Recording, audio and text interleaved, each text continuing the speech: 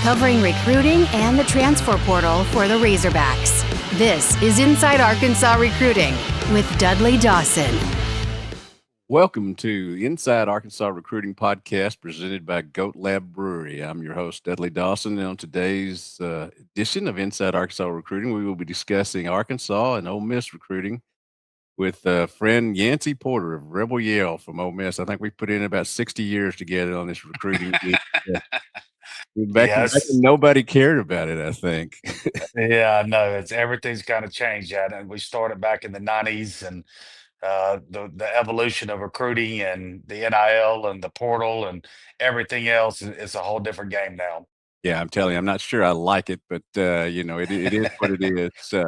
Obviously, big ball game for both these teams this week, both 2-0. Just talk a little bit before we get into the recruiting side of things. Just what you see coming up in this game. Yeah, man, it's a really interesting matchup. I think some of Arkansas's strengths right now are kind of at Ole Miss's weaknesses offensively. Arkansas really likes to go east and west with the run game from what I've seen, watched them on film. I watched the last two games that Arkansas played. Ole Miss has got two new defensive ends, and they really crashed down a lot, not holding outside containment. And then when Arkansas gets you to start spreading it out, that's when they like to hit you down the middle, north and south passing games. So it's a setup. I think offensively, Arkansas's got one of the true elite playmakers there at quarterback. Just an unbelievable athlete there. It's going to be an interesting matchup. Both sides have got the bulk of their players are new starters for both sides, both heavy in the portal, replacing a lot of pieces from last year. So I don't really think that you can look at last year's matchup as an indicative of what's going to happen in this matchup Saturday. Obviously, the transfer portal's been a big thing with both teams refurbishing their lineups. Obviously, three guys came from Arkansas to Ole Miss. Talk to me. I know a couple of those have not played yet, but obviously Patrick Kudus has done really well there so far. It sounds like. Just talk about what he's been like and what you've seen out of him.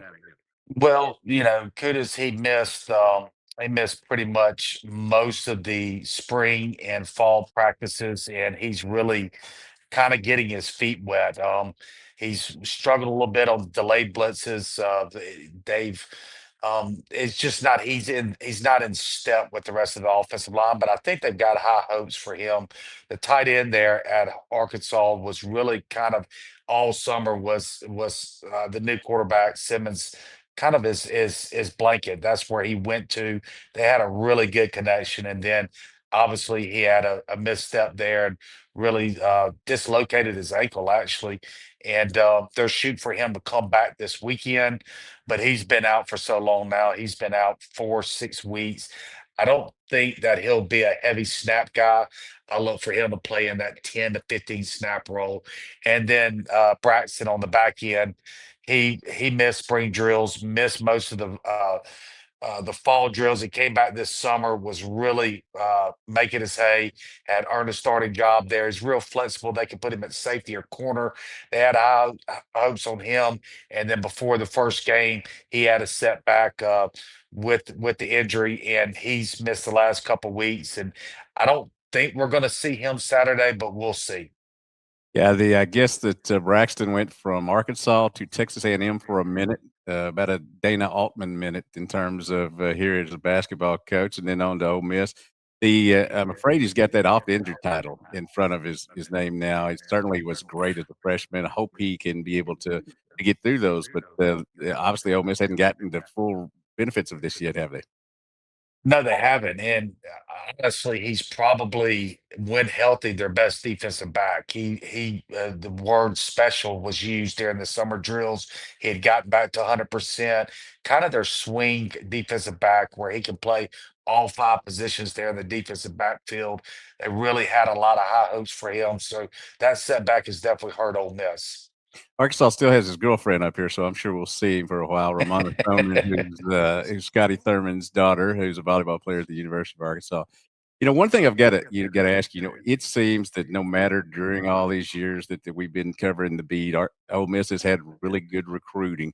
Talk to me about what they've been able to do, and I know there's a little joke about them redshirting Miss Americas and all that, and that could be part of it. But talk about what the constant has been with changing head coaches.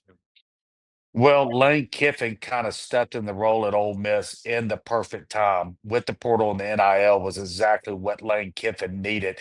Lane Kiffin is not one of those that's going to pat a recruit on the back for 4 years and tell them how great they are. He's all business.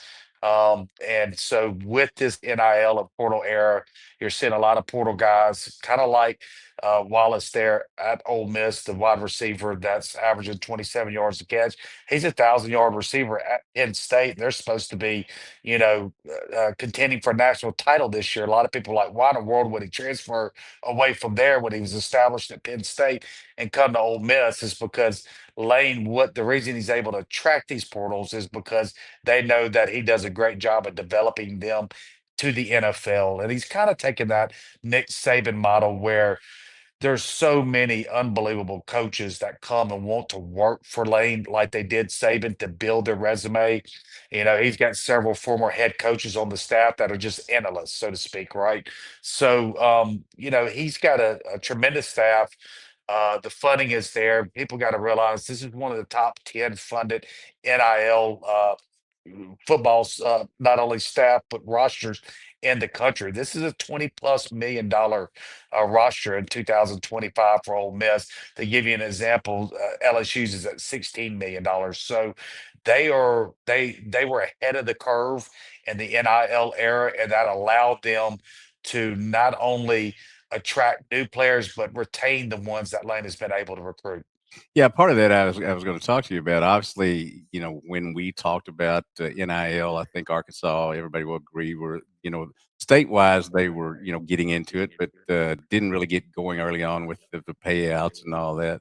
The talk about how that they were able, Ole Miss was able to get a break and get ahead of things. Well, they had Walker Jones. Walker Jones was the number one man at Under Armour for about 15 years over there, and he's dealt with the colleges and fundraising for Under Armour.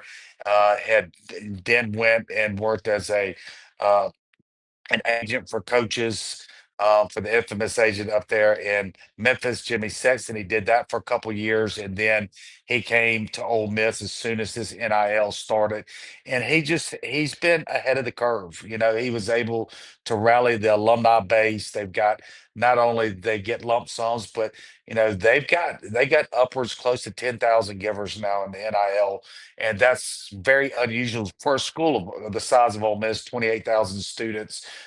For them to have those kind of numbers, they just were ahead of the game in the NIL. And talk a little bit about the roster turnover. You mentioned that obviously several players went to the NFL. Brought in some.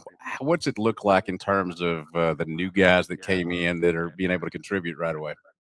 Yeah, well, you have 16 new starters on the Ole Miss roster, but again, a lot of people said this could be a rebuilding year for Ole Miss because you lost so many of those guys, right? You had 8 guys that left early to the NFL, and most of those guys are starting in the NFL right now as a rookie. But again, they spent a top 10 money on this roster nationally, so this was not a roster that was set to rebuild. This team, the expectations are to be in the playoffs. I've seen several quotes from different agents and things that saying that it wasn't really the money that drove the kids from Arkansas to Ole Miss; that it was the chance to play for a team that had a chance to get to a major bowl and maybe be in the playoffs. You see that, or is it a combination of both? Is it always the bag? Yeah, no, it's not the bag. You got to have the bag to be able to get in the game, right? But there's a lot of schools that are offered money, and like Nick Saban, what we saw is players wanted to go play for him to develop for the NFL. So now you're seeing a lot of these portal guys that say, "Hey, I've got 1, 2, 3 years left, whatever it may be." Lane brings an exciting offense, and then his biggest move to date was hiring Pete Golden there. From Alabama as the defensive coordinator, and they had the number one defense in the country last year, top 20 the year before. And they've got a lot of horses in that front seven this year. They're going to be very good defensively. Again, this team, you got a new quarterback, you got so many new pieces. they're gonna be playing at a really high level by the season's end, and you just hope that they don't lose enough games before they start playing to that level to knock them out of the playoffs. If you're going to get Ole Miss right now, you want to get them early in the season. Well, to take a minute to laud our Goat Lab Red, our sponsor, and Goat Lab Red in Fayetteville, Goat Lab, the original one in Lowell. It's as I said, he's opened, and Bill Adams, the owner, has opened a new place in Fayetteville, just down from the university. I'm sure it's going to get a lot of traffic, including this weekend at during a watch party that I'm sure they'll have at 6 o'clock. They've got a great lineup of food and burgers, and of course, it's Goat Lab Brewery, so a lot of great craft beers that such as the Razorback, Tusk, and Tusk Light. Being the responsible guy I have, I've tried all three of them and love all three of them. Wouldn't pass them out if you didn't. And again, I'm thinking that one of the best things they've got going, Yancey, is on Sunday morning. You can come in to the Goat Lab Red, have all the pancakes you can eat, and get either two mimosas or two of the brews for just $16. So that's a great deal. We really thank Bill Adams for there, and he's done a really good job at getting these things going, and excited to have a chance to continue to work with him. There for about 50 years. Jim Bexley Claims Insurance Company. Now he's retired. But I've been to Fayetteville a whole lot of times. My great uncle, actually has been there many times where you're talking about. There's nothing like a good game day beer. Now, the one of the things I also wanted to talk to you before we get out of here is I always have been upset with general managers of the Cardinals, the Cowboys, Celtics, all of that. But now they have that in college football, and I'm of the understanding that Ole Miss has a great one there. Talk to me about how that's going in terms of maybe taking off some of the day by day things of Coach Kiffin. Yeah, they were able to get the general manager from Texas. I would say the number two biggest hiring that Lane has made is get Glasgow there from Texas. He's come in, he's done a tremendous job at Ole Miss. There's Lane is he learned a lot under Nick Saban and obviously under Pete Carroll as well. But he really does use that Saban model, and coaches come and go under him, but he continues to fill those holes and with quality guys, and uses that NFL mindset. And Glasgow, the GM, has been a big part of that. And I know that coaches are always going to have the final say, but I've talked to a few writers and coaches who said that the head coaches are leaning on them a lot more in terms of trying to help them pick out players. Do you see that happening at Ole Miss?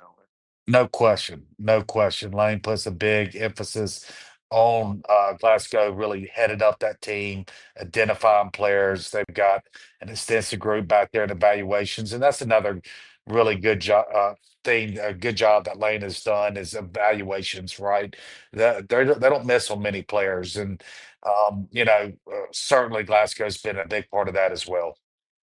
When you look at the overall, as I mentioned earlier at the start of the show, I'm not the biggest fan of the way things have gone, but it has advanced to where we have NIL, where we have agents, where we have lawyers. I mean, now I have to go through all these people just to get to the kids to do an interview. But it is the way that things are right now. First of all, I would imagine as a fellow recruiting guy that you are just fine with the one period of the portal transfer. Yeah, I am. I think it's great, but it also, you look at these colleges with there being two portal windows, you go through spring practice and you say, hey, where are we lacking? We need to pick up another DB. Our defensive end towards ACL, he's out for the season.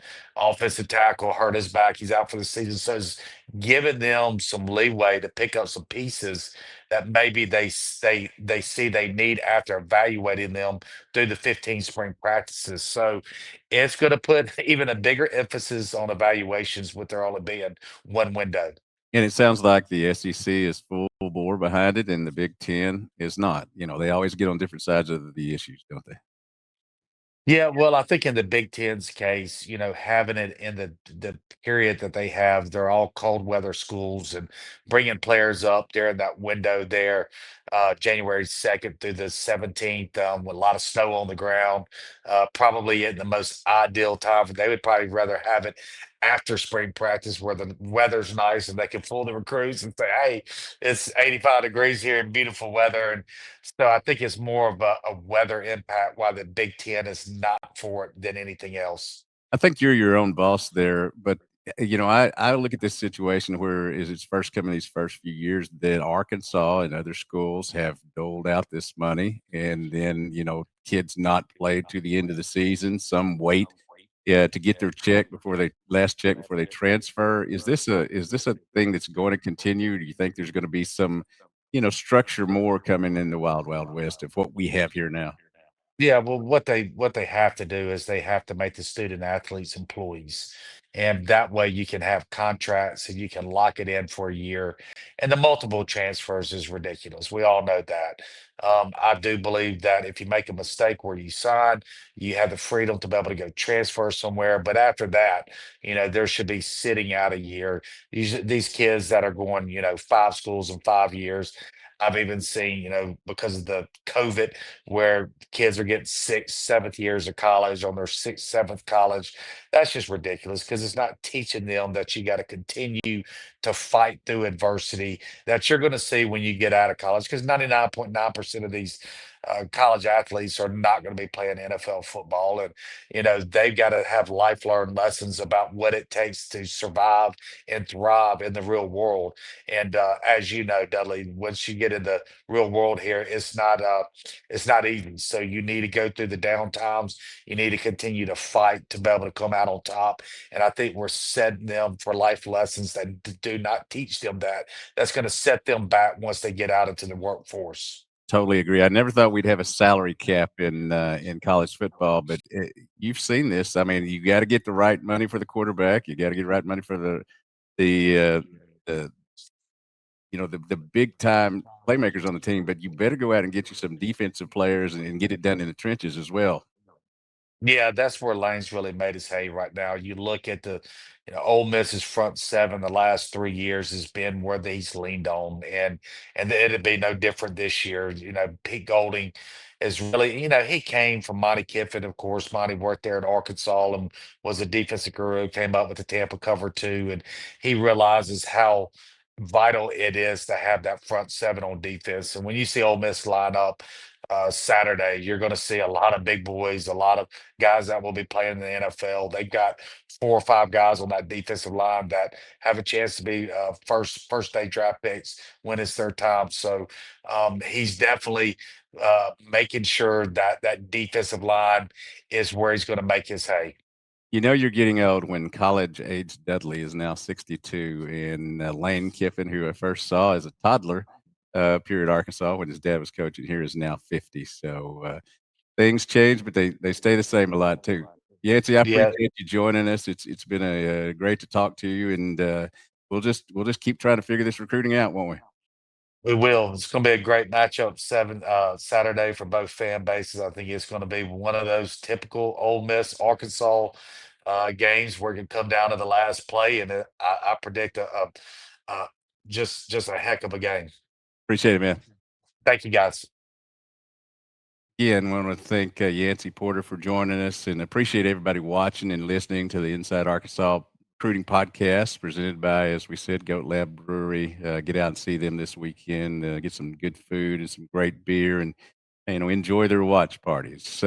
Be sure to subscribe to us here at Inside Arkansas on YouTube, as well as subscribing to the audio version of the podcast, wherever podcasts are found. I love listening to podcasts driving around, and we've certainly got some great content here, excuse me, with the Inside Arkansas shows.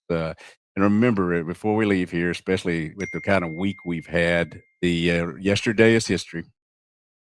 Tomorrow is a mystery. Today is a gift. Let's go out and try to make the world a better place. See you later.